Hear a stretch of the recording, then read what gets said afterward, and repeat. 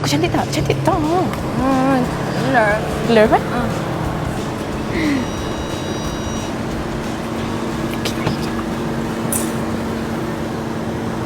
Nasi tak ada cili. Hi. Hai. Um, Adam, this is Fatin, my BFF. Kenalkan. hi, Adam. Yeah. Fatin. So, you guys ready? Yes. Okay, naik kereta, okay? Jom. So, after you.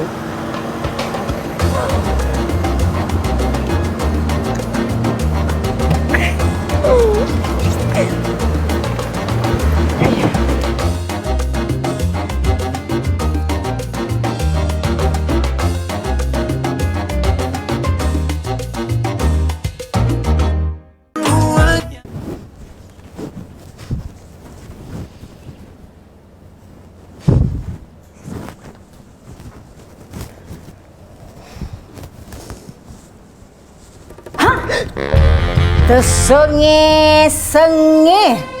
Mesej siapa tu? Adalah, aku tengok video lah. Mana ada lah, aku tengok video lah. Macam lah aku tak tahu. Bak sini pun. No. Kau kan? Ha? Kalau kau tak salah, kau tak takut lah. Aku kata bak sini handphone tu. Bak sini handphone tu. Right. Okey lah. Tapi ni rahsia tau. Rahsia? Syuk.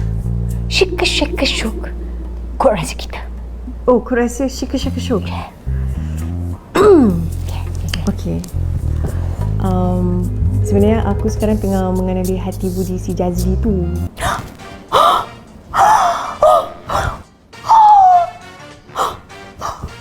Serius Allahu Akbar. Alhamdulillah Fatimah. Syukur ya Allah. Syukur. Aku approve 100%. Aku approve. Sekarang ni Fatimah, aku nak kau dapatkan Jazli sampai kau kahwin.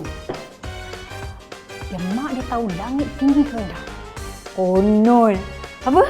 Nak menantukan Syarifah? Aku tak boleh. Tapi itulah, mak dia tak tahu lagi. Tahu? Mak dia tak tahu. Okey, tak apa. Mak dia tak tahu tak apa. Yang penting Fatimah, kau kena dapatkan si Jazli tu sampai kau kahwin dengan dia. Sampai kahwin. Sampai kahwin. Sebab kan aku tak tahan dengan mak dia tu. Mak dia tu tak habis lah. Nak pertahankan nasab lah, inilah itulah.